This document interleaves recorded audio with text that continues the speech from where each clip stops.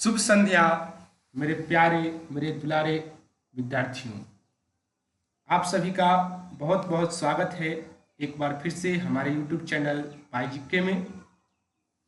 और आज है दिन शनिवार और आप लोगों को पता ही है कि शनिवार के दिन हम लोग पूरे सप्ताह के प्रश्नों का रिवीजन करते हैं। तो आप सभी लोग रिवीजन करने के लिए तैयार हो जाइए। आज कुल 101 प्रश्न इस वीडियो में मैं आप लोग के लिए लेकर आया हूँ। तो कुल मिलाकर 101 प्रश्न हैं। सभी लोग लाइव जुड़िए। बहुत ही जल्दी हम लोग आज की टेस्ट की शुरुआत करेंगे और सभी लोग पूरे उत्साह के साथ जुड़ जाइए। साथ में पेन कॉपी भी रखिए और जितना क्वेश्चन गलती हो उतना आप लाइन खींचते रहें और अंत में कमेंट करके बताएं इस 101 प्रश्न में आपने कितना प्रश्न सही किया।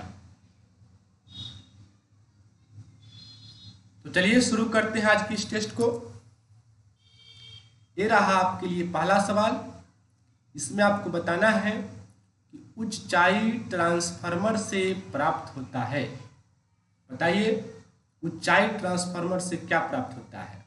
उच्च विभव और निम्न धारा, उच्च विभव और उच्च धारा, न्यून विभव और न्यून धारा, न्यून विभव और उच्च धारा। तो मैंने आपको क्या बताया था?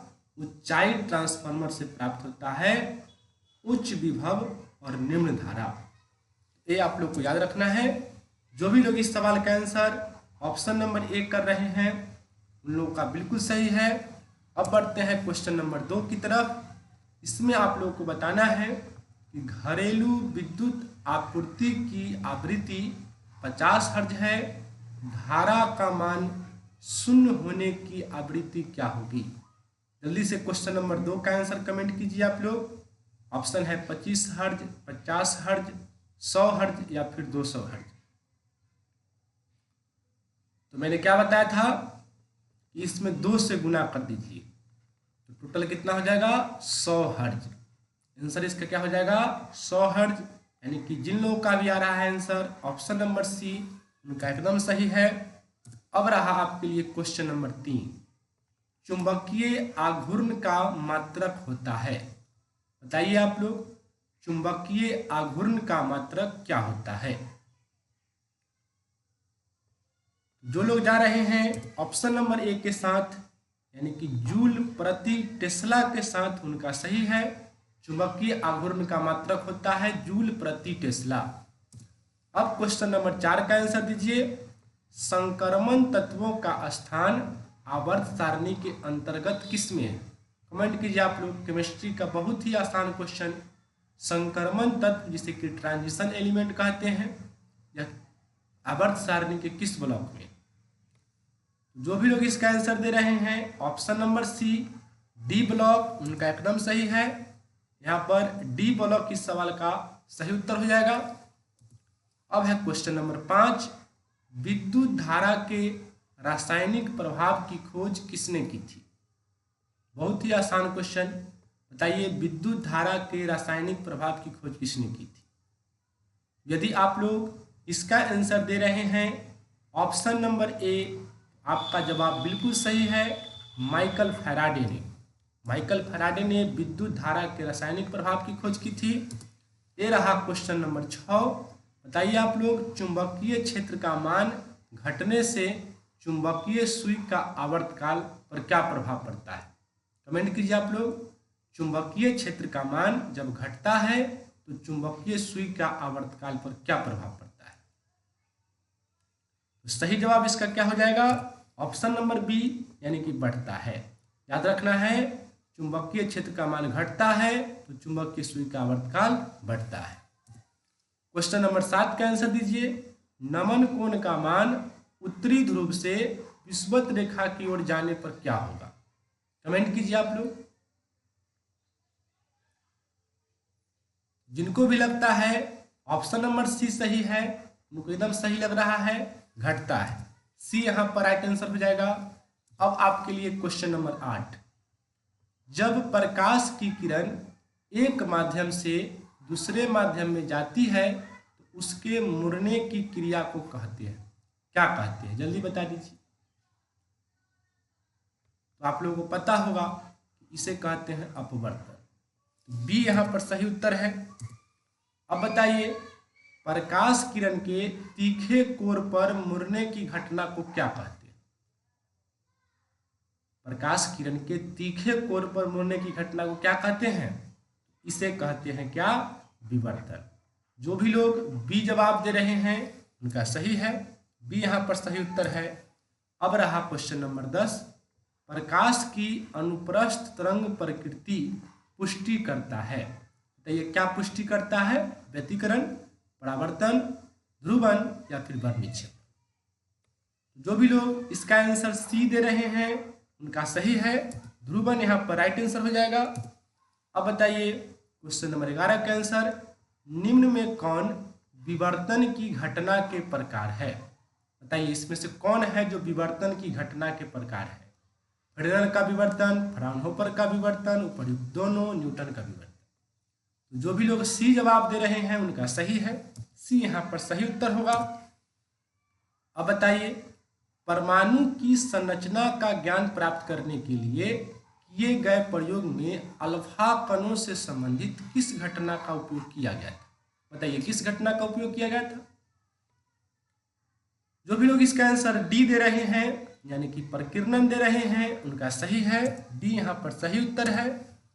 अब क्वेश्चन नंबर 13 में बताइए, रदरफोर्ड का प्रकीर्णन प्रयोग निम्नलिखित में किसका अस्तित्व सिद्ध करता है? बताइए रदरफोर्ड का जो प्रकीर्णन प्रयोग है वो किसका अस्तित्व सिद्ध करता है? यह सिद्ध करता है धनाविष्ट नाभिक का। बी यहाँ पर एकदम सही आंसर है। अब बताइए क्वेश्चन नंबर 14, ताप बढ़ने के साथ अर्धचालक का प्रतिरोध पर क्या प्रभाव पड़ता है? बताइए। तो जब ताप बढ़ता है तो अर्धचालक का प्रतिरोध क्या होता है? घटता है। जो भी लोग बी जवाब दे रहे हैं वो एकदम सही जवाब दे रहे हैं, बी यहाँ पर सही आंसर है। अब बताइए क्वेश्चन नंबर 15, एन टाइप के अर्धचालक में मुख्य धारा वाहक होते हैं। वीवीआई क्वेश्चन आप लोगों के लिए, जल्दी से आंसर दीजिए। एन टाइप के अर्धचालक में मुख्य धारा वाहक क्या होते हैं? तो क्या होते हैं? इलेक्ट्रॉन। एन टाइप में इलेक्ट्रॉन होते हैं, तो डी सही जवाब रहा। नेक्स्ट है कि पी टाइप के अर्धचालक में मुख्य धारा वाहक क्या होते हैं? जल्दी से बताइए। पी टाइप का जो अर्धचालक होता है उसमें मुख्य धारा वाहक क्या होते हैं? इसमें मुख्य धारा वाहक क्या होते हैं? होल, यानी कि बी यहाँ पर करेक्ट आंसर है इसका। जो भी लोग बी जवाब दिए हैं उनका सही है। अब बताइए, डायोड का उपयोग करते हैं एक किसके तरह? बताइए आप लोग डायोड का उपयोग किसके तरह करते हैं? तो डायोड का उपयोग हम लोग करते हैं रेक्टिफायर की तरह। जिन लोगों का भी आंसर आ रहा है ऑप्शन नंबर डी उनका है सही। अब बताइए 18 का आंसर, 2 डायोप्टर और -3.5 डायोप्टर के 2 लेंस संपर्क में रखे हुए हैं, संयोग की क्षमता क्या होगी? कमेंट कीजिए आप। तो क्या होगी? -1.5 डायोप्टर, इन दोनों को जोड़िएगा आएगा -1.5। यहाँ पर बी यहाँ पर सही आंसर है। अब बताइए 19 का आंसर, प्रकाश के रंग का कारण है। बताइए इसमें से कौन आप लोगों को लग रहा है जो प्रकाश के रंग का कारण है? जिनको भी लग रहा है तरंगदैर्घ्य उनको सही लग रहा है, ये यहाँ पर सही आंसर है। तरंगदैर्घ्य के बढ़ने के साथ अपवर्तनांक का मान बताइए क्या होगा? तरंगदैर्घ्य जब बढ़ेगा तो अपवर्तनांक का मान पर क्या प्रभाव पड़ेगा? तो सही जवाब क्या होगा? ऑप्शन नंबर ए यानी कि घटता है। जब तरंगदैर्घ्य बढ़ता है तो अपवर्तनांक घटता है। क्वेश्चन नंबर 21, इंद्रधनुष का निर्माण किस कारण से होता है? बताइए। जो भी लोग इसका जवाब दे रहे हैं ऑप्शन नंबर सी उनका सही है, वर्ण विक्षेपण के कारण। इंद्रधनुष का निर्माण वर्ण विक्षेपण के कारण होता है। नेक्स्ट, श्वेत प्रकाश जब किसी प्रिज्म से गुजरता है तब सबसे अधिक विचलन जिस अवयव का होता है वह है? बताइए, श्वेत प्रकाश जब किसी प्रिज्म से गुजरता है तो सबसे अधिक विचलन किस अवयव का होता है? तो सबसे नीचे क्या होता है? बैगनी। यानी कि जिन लोगों का भी आंसर है ऑप्शन नंबर सी, उनका सही है। नेक्स्ट क्वेश्चन, माध्यम द्वारा श्वेत प्रकाश का विक्षेपण तभी संभव होता है जब माध्यम क्या होगा? बताइए, इसका आंसर क्या होगा? ऑप्शन नंबर डी, यानी कि कोई पारदर्शी माध्यम होता है। श्वेत प्रकाश का विक्षेपण तभी संभव है जब माध्यम पारदर्शी हो। देखिए, ये सब क्वेश्चन जो है अच्छे प्रश्न है, ऐसा नहीं है कि कोई इंटरेस्टिंग प्रश्न है। तो टेस्ट देने में कोई मज़ा तो नहीं आ रहा होगा, लेकिन इम्पोर्टेंट है, आपको एग्ज़ाम देना है। बताइए, आप लोग 10th के एग्ज़ाम देने गए थे, एग्ज़ाम में ऐसा नहीं कि क्वेश्चन बनाने में बहुत मज़ा आता था। क्वेश्चन बनाने में उन लोगों को ही मज़ा आता रहा होगा जिनको सभी क्वेश्चन का आंसर पता रहा होगा। तो फिर अब 12th का एग्ज़ाम है, तो 12th का एग्ज़ाम देने जाइएगा, और यदि आप अच्छा से तैयारी अभी नहीं कीजिएगा तो फिर वहाँ पर आपको एग्ज़ाम देने में बहुत बोरिंग फील होगी, मन नहीं लगेगा, दिमाग पर बोझ आ जाएगा, लगेगा कि एग्ज़ाम जो है बहुत ही ख़राब चीज़ है।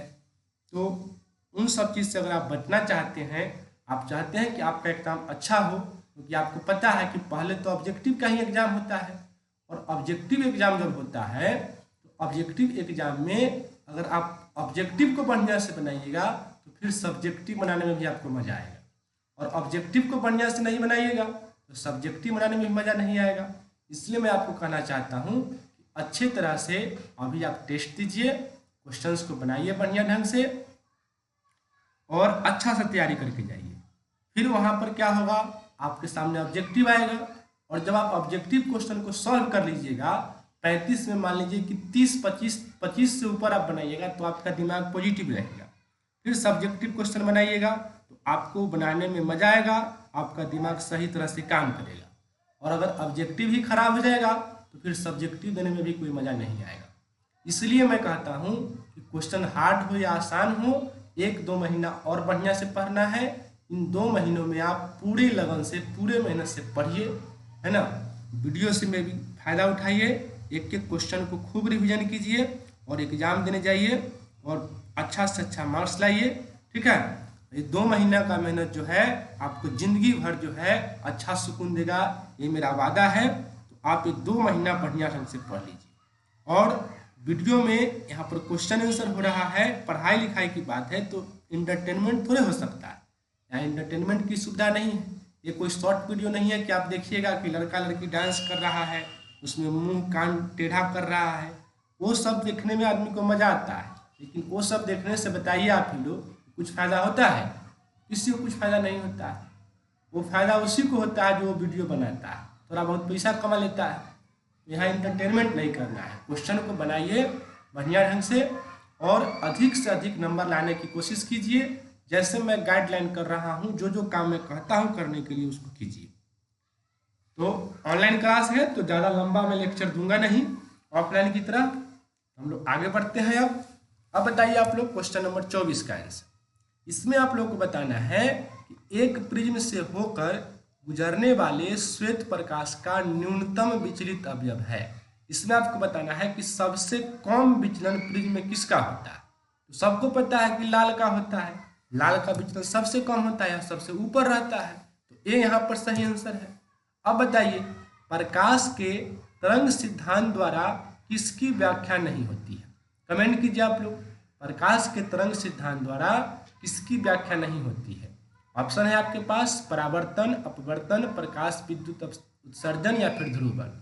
तो प्रकाश विद्युत उत्सर्जन की व्याख्या नहीं होती है, यह कर्ण सिद्धांत से होती है, यानी कि सी इसका जवाब सही है। जो भी लोग सी लिख रहे हैं उनका एकदम सही है।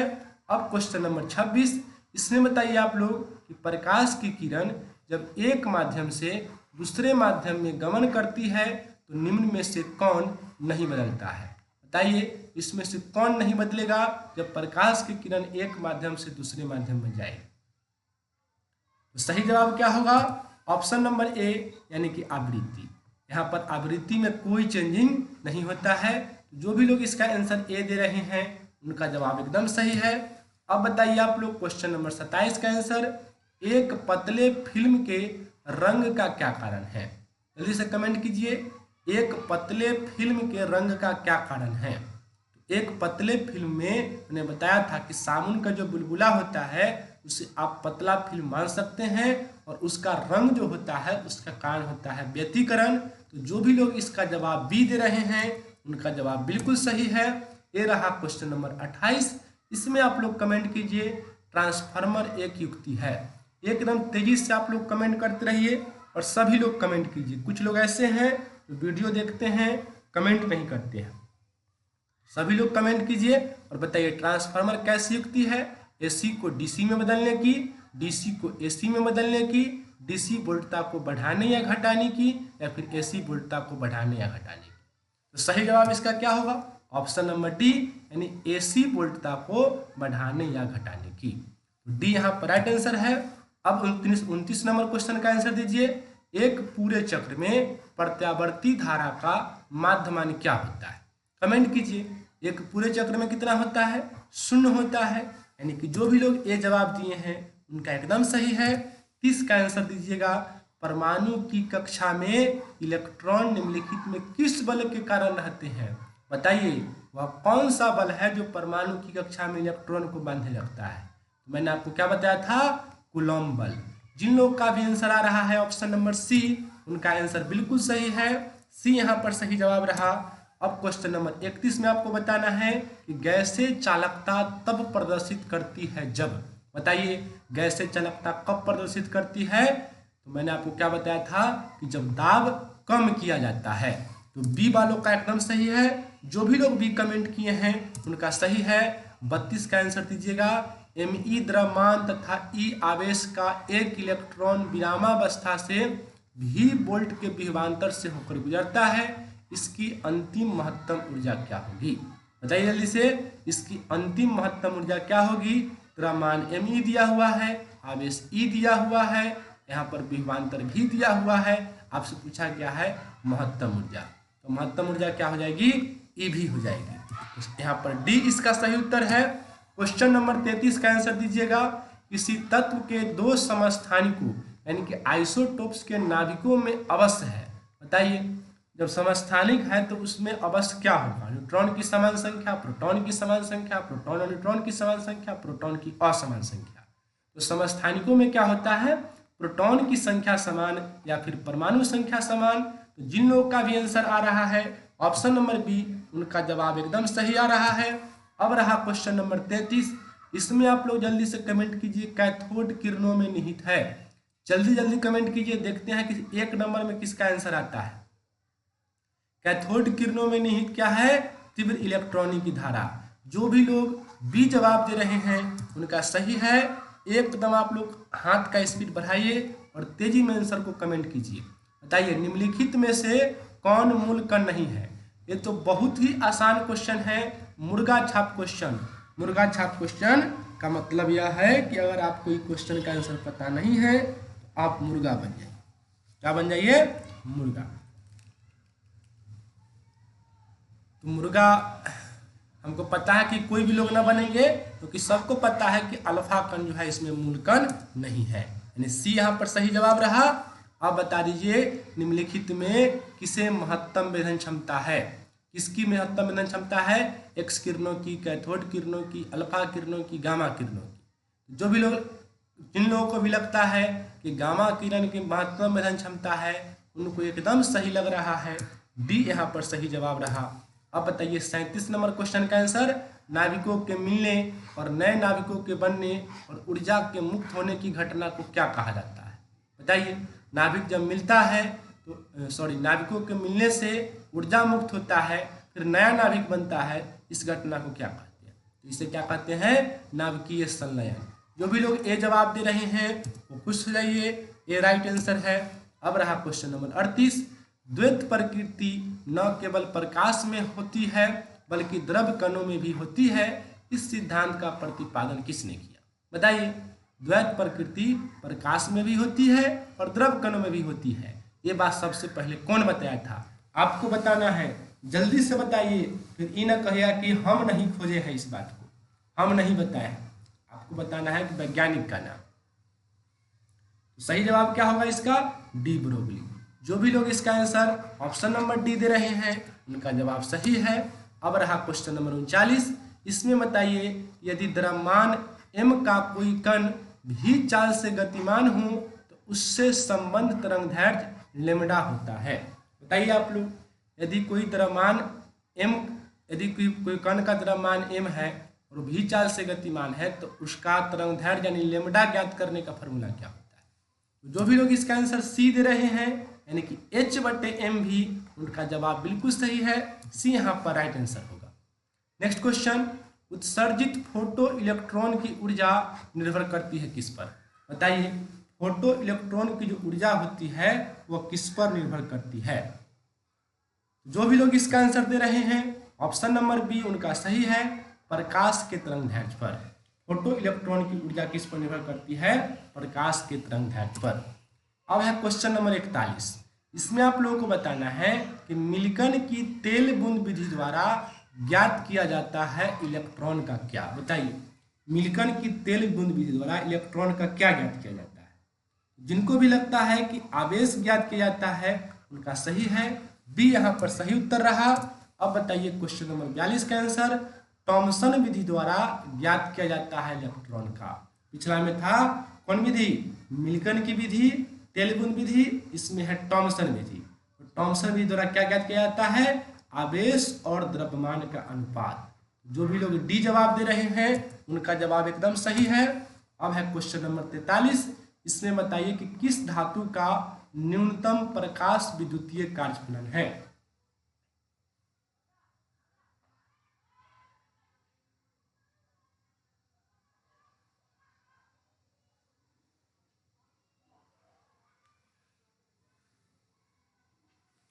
जिन लोगों को भी लगता है सोडियम इसका सही जवाब है उनका जवाब बिल्कुल सही है, ए यहाँ पर सही उत्तर होगा। अब है क्वेश्चन नंबर 44।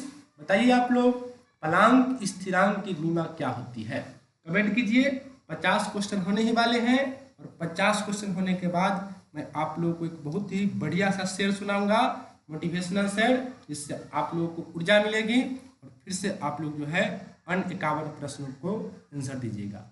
आज टोटल 101 प्रश्न है, तो 50 क्वेश्चन के बाद बारी है एक बेहतरीन शायरी की। चलिए बताइए इसका आंसर। जो भी लोग ए जवाब दे रहे हैं ml² t-1, उनका जवाब सही है। अब है क्वेश्चन नंबर 45। इसमें बताना है कि प्लांक नियतांक का एसआई मात्रक क्या होता है? बताइए आप लोग, प्लांक नियतांक का एसआई मात्रक क्या होता है? जो भी लोग इसका आंसर दे रहे हैं ऑप्शन नंबर ए यानी कि जूल सेकेंड, उनका सही है। यही होता है प्लांक नियतांक का एसआई मात्रक। अब बताइए 46 का आंसर, एक सरल सूक्ष्मदर्शी से बना प्रतिबिंब कैसा होता है? कमेंट कीजिए। एक सरल सूक्ष्मदर्शी से बना प्रतिबिंब कैसा होता है? कैसा होता है? ये होता है काल्पनिक और सीधा। एक सरल सूक्ष्मदर्शी में कैसा प्रतिबिंब बनता है? काल्पनिक और सीधा। तो ए जो भी लोग जवाब दिए हैं उनका जवाब सही है। अब बताइए 47 नंबर प्रश्न का आंसर। इसमें आप लोग को बताना है कि IUPAC प्रणाली में एसीटोन का नाम क्या है? कमेंट कीजिए आप लोग। IUPAC प्रणाली में एसीटोन का नाम क्या है? एसीटोन को ही हम लोग क्या कहते हैं? प्रोपेनोन कहते हैं। तो सी जो भी लोग जवाब दे रहे हैं उनका जवाब सही है। ये रहा क्वेश्चन नंबर 48। समान आंख के लिए स्पष्ट दृष्टि की न्यूनतम दूरी। यह भी एक मुर्गा छाप क्वेश्चन है। जल्दी से बता दीजिए इस मुर्गा छाप क्वेश्चन का आंसर क्या होगा? D 25 centimetre. आप लोग 10th से ही जानते होंगे। ये रहा क्वेश्चन नंबर 49। इसमें बताइए कि एमीन किसके व्युत्पन्न है? जल्दी से कमेंट कीजिए। एमीन जो है वो किसके व्युत्पन्न है? जो भी लोग इसका आंसर NH3 दे रहे हैं उनका जवाब सही है। अब ये रहा आपके लिए क्वेश्चन नंबर 50। इसमें बताना है कि किस कारण से हवा का बुलबुला पानी के अंदर चमकता नजर आता है? बताइए, हवा का बुलबुला पानी के अंदर किस कारण चमकता नजर आता है? जो भी लोग इसका आंसर ऑप्शन नंबर डी दिए हैं उनका जवाब सही है, पूर्ण आंतरिक परावर्तन से। तो यहाँ पर डी राइट आंसर है। ये 50 क्वेश्चन हुए। और अब किसकी बारी है? अब बारी है एक मोटिवेशनल शायरी की। तो आप लोग इरशाद लिखिए, मैं शेर सुनाने की तैयारी कर रहा हूं। तो शायरी कुछ इस प्रकार सी है कि सबके होठों पे तेरा ही नाम होगा, सबके होठों पे तेरा ही नाम होगा, तेरी हर कदमों पे दुनिया का सलाम होगा। सबके होठों पे तेरा ही नाम होगा, तेरी हर कदमों पे दुनिया का सलाम होगा। असफलता से मत घबरा ऐ मेरे बच्चे, देखना एक दिन वक्त भी तेरे हाथों का गुलाम होगा। ये था शेर जो मैंने आप लोगों को सुनाया। अगर अच्छा लगा हो तो आप लोग जो है ताली का चित्र भेजिए, और अच्छा नहीं लगा हो तो कुछ भेजिए। चलिए बढ़ते हैं नेक्स्ट क्वेश्चन की तरफ। इसमें आपको बताना है कि ओलेइक, स्टीयरिक तथा पामीटिक अम्ल है। बताइए कैसा अम्ल है ये सब? ओलेइक, स्टीयरिक तथा पामीटिक अम्ल। राइट आंसर क्या होगा इसका? इसका राइट आंसर होगा ऑप्शन नंबर सी, यानी कि वसीय अम्ल। ये तीनों जो है वसीय अम्ल है। अब है क्वेश्चन नंबर 52। इसमें बताइए कि इसमें से किसका प्रयोग पौधा घरों में होता है? जल्दी से कमेंट कीजिए, पौधा घरों में किसका प्रयोग होता है? पौधा घरों में होता है अवरक्त किरणों का प्रयोग। जो भी लोग डी जवाब दिए हैं है। ये रहा क्वेश्चन नंबर 53। इसमें आपको बताना है उस रसायन का नाम जो आम के पकाने में इस्तेमाल होता है। बताइए इसमें से कौन है जो आम के या फिर कोई भी फल को पकाने में इस्तेमाल होता है? जल्दी से कमेंट कीजिए। इसमें किसका प्रयोग होता है? कैल्शियम कार्बाइड का। जो भी लोग बी जवाब दिए हैं उनका जवाब सही है। अब रहा क्वेश्चन नंबर 54। इसमें बताना है कि निम्न में से कौन सा कार्बोहाइड्रेट टॉलेंस अभिकर्मक के साथ रजत दर्पण बनाता है? कमेंट कीजिए आप लोग, इसमें से कौन है जो रजत दर्पण बनाता है? तो सही जवाब क्या हो जाएगा? ग्लूकोज। ग्लूकोज जो है वह रजत दर्पण बनाने में काम आता है। तो सी जो भी लोग जवाब दिए हैं उनका सही है। मैं बी गलती से लिख दिया हूं, सी यहां पर सही जवाब है। Next question 55। प्रकाश निम्न में से कौन तरंग है? बहुत ही आसान क्वेश्चन। प्रकाश कौन तरंग है? अनुप्रस्थ तरंग। यानी कि जो भी लोग बी जवाब दिए हैं उनका जवाब सही है। अब है क्वेश्चन नंबर 56। इसमें बताना है आप लोगों को कि कौन इसमें से द्विभाषमिक अम्ल है। बताइए इसमें से कौन आप लोगों को द्विभाषमिक अम्ल लग रहा है? जिनको भी लग रहा है ऑप्शन नंबर बी द्विभाषमिक अम्ल उनको सही लग रहा है। H3PO2 राइट आंसर है। Next 57 number question. Solar cooker में किसका प्रयोग होता है? कमेंट कीजिए आप लोग, सोलर कुकर में किसका प्रयोग होता है? तो सोलर कुकर में प्रयोग होता है अवतल दर्पण का, यानी कि इसका भी आंसर क्या होगा? Option number C. Next 58 number question. इसमें बताना है आप लोगों को फास्फोरस अणु को निरूपित किया जाता है किससे? बताइए आप लोग, फास्फोरस को किससे निरूपित करते हैं? P4 से। जो भी लोग डी जवाब दिए हैं उनका जवाब सही है। ये रहा क्वेश्चन नंबर 59। इसमें बताना है कि इनमें कौन अदिश राशि है। जल्दी से कमेंट कीजिए, इसमें से कौन है जो आप लोग को अदिश राशि लग रहा है? तो इसमें सभी अदिश राशि है, यानी कि डी इसका सही उत्तर है। Next 60 number question. अस्थि राख में मुख्यतः क्या होते हैं? बताइए अस्थि राख मुख्यतः क्या होते हैं? अस्थि राख होते हैं कैल्शियम फॉस्फेट। तो जो भी लोग इसका आंसर बी दे रहे हैं उनका जवाब सही है। अब रहा क्वेश्चन नंबर 61। इसमें बताइए कि सीसा संचायक सेल में किसका प्रयोग होता है? कमेंट कीजिए आप। सीसा संचायक सेल में किसका प्रयोग होता है? इसमें प्रयोग होता है सल्फ्यूरिक अम्ल का, यानी कि ए यहां पर सही आंसर है। नेक्स्ट, निम्नलिखित में कौन रंगीन होता है?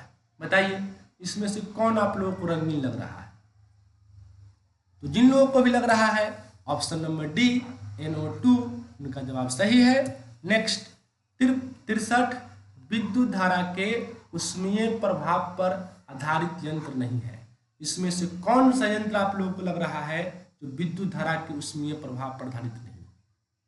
तो आप सभी को पता है कि हीटर में ऊष्मा होती है, बल्ब भी गर्म होता है, यानी कि इसमें भी ऊष्मा होती है, प्रेस में भी ऊष्मा होती है, विद्युत घंटी जो होती है उसमें कोई ऊष्मा नहीं होती है, यानी कि डी यहां पर सही जवाब रहा।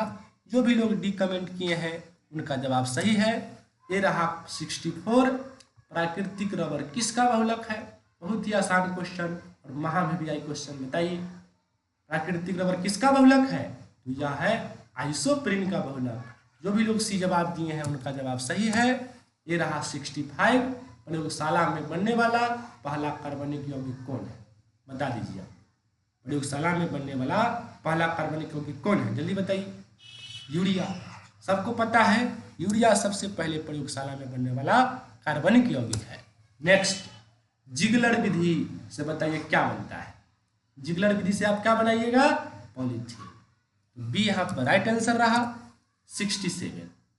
एमाइड का क्रियाशील मूलक, जल्दी से कमेंट कर दीजिए। एमाइड का क्रियाशील मूलक क्या है? यह है बॉन्ड CONH2। जो भी लोग ए जवाब दिए हैं उनका सही है। नेक्स्ट, प्राकृतिक रबर को गंधक के साथ मिलाकर गर्म करने की प्रक्रिया क्या कहलाती है? जल्दी से बता दीजिए। प्राकृतिक रबर को गंधक के साथ मिलाकर गर्म कीजिएगा, उस प्रक्रिया को क्या कहिएगा? उसको हम लोग कहते हैं वल्कनीकरण। सी यहाँ पर सही आंसर है इसका। अब है 69। पहला औद्योगिक संश्लिष्ट रबर कौन है? बताइए कौन है पहला औद्योगिक संश्लिष्ट रबर? यह है मेथिल रबर। ए राइट आंसर। नेक्स्ट, निम्न में कौन जैव निम्नकरणीय बहुलक है? इसमें से कौन जैव निम्नकरणीय बहुलक है? सेलुलोज। सेलुलोज इसका सही उत्तर है। जो भी लोग ऑप्शन नंबर 1 के साथ गए हैं उनका जवाब सही है। ये रहा क्वेश्चन नंबर 71। धातुओं के ऑक्साइड की प्रकृति कैसी होती है? बताइए धातुओं के ऑक्साइड प्रकृति में कैसे होती है? अम्लीय, क्षारीय, दोनों या उभयधर्मी? तो धातुओं के ऑक्साइड कैसे होते हैं? अम्लीय। ए यहाँ पर सही उत्तर रहा। यह है 72। इसमें से कौन आवेश रहित कण है? बता दीजिए। आवेश रहित कण कौन है? प्रोटॉन। डी यहाँ पर सही जवाब रहा। जो भी लोग डी जवाब दिए हैं उनका सही है। ये रहा 73। इलेक्ट्रॉन वोल्ट द्वारा क्या मापा जाता है? एकदम आसान क्वेश्चन, सबको पता है कि ऊर्जा मापा जाता है। आप लोगों को कैसे पता नहीं होगा? आपको भी पता होगा ही। अब बता दीजिए एक आदर्श वोल्टमीटर का प्रतिरोध कितना होना चाहिए? जल्दी से बताइए। एक आदर्श वोल्टमीटर का प्रतिरोध कितना होना चाहिए? कितना होना चाहिए? अनंत। बी सही उत्तर है। नेक्स्ट क्वेश्चन, परावैद्युत सामर्थ्य का एसआई मात्रक क्या होता है? कमेंट कीजिए। परावैद्युत सामर्थ्य का एसआई मात्रक क्या होता है? ये होता है वोल्ट प्रति मीटर। सी सही उत्तर रहा। यह है 76 आप लोगों के लिए। गतिज ऊर्जा एवं संवेग के बीच सही संबंध। बार बार तो क्वेश्चन आता है तो मैं सुधारता हूँ। एक बार मिस्टेक हो गया, सुधारने के लिए फिर याद ही नहीं रहता है। यहाँ सभी नहीं, सही संबंध। तो क्या होता है? KE बराबर P²/2। डी सही जवाब रहा इसका। अब है आप लोगों के लिए 77। निकेल निम्न में से क्या है? बता दीजिए आप। बहुत ही आसान क्वेश्चन है। निकेल क्या है? निकेल है इसमें लौह चुंबकीय पदार्थ। यहाँ पर सी राइट आंसर है। नेक्स्ट, निर्वात की चुंबकीय प्रवृत्ति कितनी होती है? बताइए। बहुत ही गरीब क्वेश्चन, आप लोगों से आंसर का भीख मांग रहा है। आप लोग सही आंसर देके इस गरीब क्वेश्चन की मदद कीजिए। मदद कीजिए, बहुत ही गरीब क्वेश्चन है बेचारा यार। क्या हुआ right answer? Option number A 0। देख रहे हैं 0 इसका आंसर है। इतना गरीब है कि 0 देने से भी इसकी मदद हो रही है। नेक्स्ट, कैथोड किरणें समूह है किसका समूह है? जल्दी से बताइए। इलेक्ट्रॉनों के, प्रोटॉनों के, न्यूट्रॉनों के, परमाणुओं के? यह भी एक गरीब क्वेश्चन है, सबको पता है इलेक्ट्रॉनों के। कैथोड किरणें किसका समूह है? इलेक्ट्रॉनों के। नेक्स्ट, प्रकाश से संबंधित सभी घटनाओं की व्याख्या के लिए आवश्यक है। बताइए अगर आपको प्रकाश से संबंधित सभी घटनाओं की व्याख्या करना है, आप कौन कौन सिद्धांत चाहिएगा? तरंग सिद्धांत और क्वांटम सिद्धांत दोनों, यानी कि सी यहाँ पर राइट आंसर रहा। नेक्स्ट, निम्न में से कौन इलेक्ट्रॉन का एंटी कण है? बता दीजिए। इलेक्ट्रॉन का एंटी कण यानी कि इलेक्ट्रॉन का दुश्मन, बताइए कौन है इलेक्ट्रॉन का दुश्मन? पॉजिट्रॉन। बी यहाँ पर राइट आंसर होगा। यह है इलेक्ट्रॉन का एंटीकन। डायनमो के कार्य का सिद्धांत किस पर आधारित है, बता दीजिए। डायनमो किस सिद्धांत पर कार्य करता है? यह कार्य करता है विद्युत चुंबकीय प्रेरण के सिद्धांत पर। जो भी लोग बी जवाब दिए हैं उनका जवाब सही रहा। अब बताइए क्वेश्चन नंबर 83, निम्नलिखित में कौन विद्युत चुंबकीय प्रकृति की नहीं है, बताइए जल्दी से। अब 83 क्वेश्चन हो गए, अब केवल 17 प्रश्न है, बहुत ही जल्दी टेस्ट खत्म होगा। और आप लोगों को मैं फिर से कहना चाहूँगा, अंत में आप लोग कमेंट करके बताइएगा कि आप लोग जो है इसमें कितना स्कोर किए और टेस्ट देने में आप लोगों को कैसा लगा। शनिवार के शनिवार जो 100 प्रश्न का टेस्ट होता है, यह टेस्ट देने में आप लोगों को मजा आ रहा है कि नहीं, यह भी आपको बताना है। इसका आंसर क्या होगा? इसका आंसर होगा ऑप्शन नंबर डी, बीटा किरण जो है यह विद्युत चुंबकीय प्रकृति की नहीं होती। नेक्स्ट, विद्युतीय परिपथ के किसी बिंदु पर सभी धाराओं का बीजगणितीय योग कितना होता है, जल्दी बताइए। विद्युतीय परिपथ के किसी बिंदु पर सभी धाराओं का बीजगणितीय योग कितना होता है? ये होता है 0। ये यहाँ पर सही आंसर रहा। अब है क्वेश्चन नंबर 85, बीटा किरणें विक्षेपित होती है, बताइए बीटा किरणें किस में विक्षेपित होती है?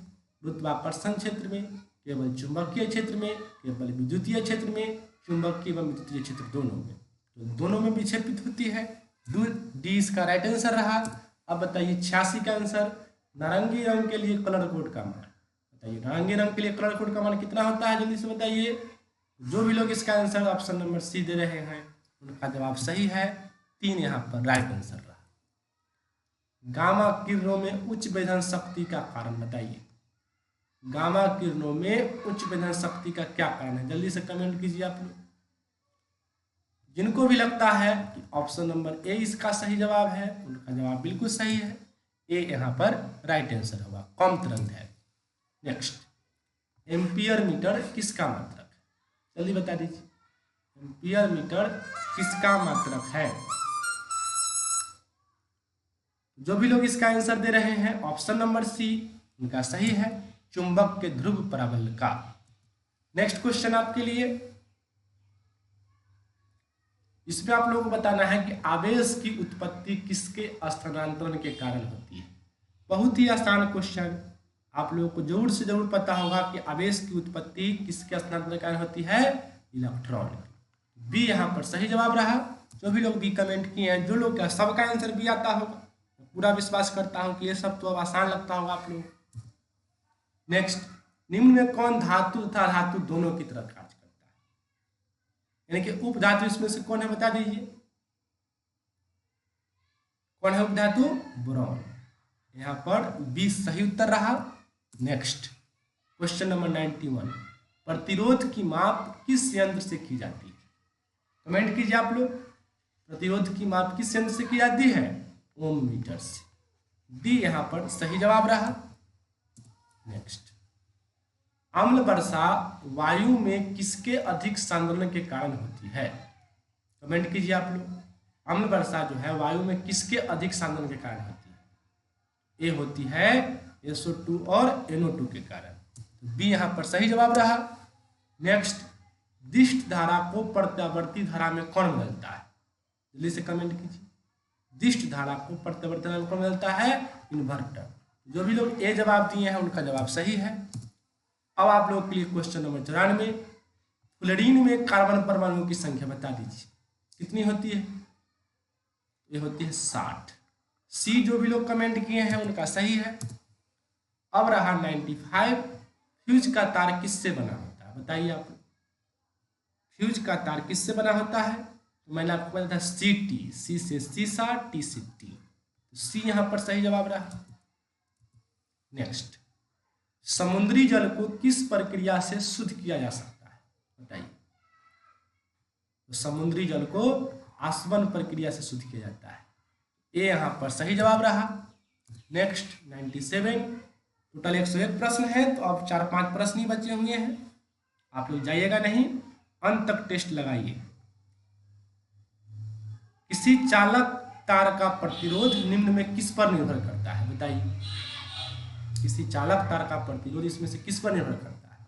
ताप पर भी करता है, लंबाई पर भी करता है, अनुप्रस्थ काट के क्षेत्रों पर भी करता है, यानी कि इनमें सभी पर। डी यहाँ पर सही उत्तर होगा। ये रहा 98 नंबर क्वेश्चन। बताइए आप लोग, कौन सा धातु साधारण तापक्रम पर द्रव होता है? कौन होता है? पारा। बचपन से आप लोग जानते होंगे कि पारा साधारण ताप पर द्रवित अवस्था में होता है। ये रहा 99 नंबर क्वेश्चन। सल्फाइड अयस्क का समाहरण किया जाता है किस विधि से? बताइए आप। वह कौन सी विधि है? फेन उत्प्लावन विधि। यहाँ पर बी यहाँ पर सही उत्तर रहा। ये रहा 100 नंबर क्वेश्चन। परमाणु के नाभिक की त्रिज्या कितनी होती है? कितनी होती है परमाणु के नाभिक की त्रिज्या? 10 के पावर -15 मीटर। डी यहाँ पर राइट आंसर रहा। और ये रहा आप सबों के लिए आज का अंतिम क्वेश्चन। बताइए आप लोग, चांदी का निष्कर्षण किससे किया जाता है? कमेंट कीजिए। चांदी का निष्कर्षण किससे किया जाता है? अर्जेंटाइट से। सी यहाँ पर सही आंसर रहा। ये था आज का आखिरी क्वेश्चन। मैं उम्मीद करता हूँ कि आप लोग को टेस्ट देने में मजा आया होगा। आप लोग अपना नाम के साथ कमेंट बॉक्स में जाइए, लाइव चैट से बाहर निकलिए, कमेंट बॉक्स में जाइए और टोटल कितना सही किए लिखिए। टेस्ट देने में आप लोग कैसा लगा? अगर आप लोगों के अंदर कोई सुझाव है तो सुझाव को भी कमेंट में बताइए। मैं वीडियो में और कोई सुधार कर सकता हूं। मैं अपनी तरफ से बेस्ट देने की कोशिश करता हूं। अगर आप कोई शानदार आइडिया दे सकते हैं, कोई अच्छा सुझाव दे सकते हैं, तो आपके सुझाव का बहुत स्वागत होगा। और मुझे अच्छा लगेगा कि आपका सुझाव वाकई बढ़िया है, तो मैं उस सुझाव को आने वाले वीडियो में अप्लाई करने की कोशिश करूँगा। तो आप लोगों का कोई सुझाव है तो बताइए, कोई त्रुटि है तो भी बताइए। मिलते हैं हम लोग फिर नेक्स्ट वीडियो के साथ। तब तक के लिए धन्यवाद। जय हिंद, जय भारत।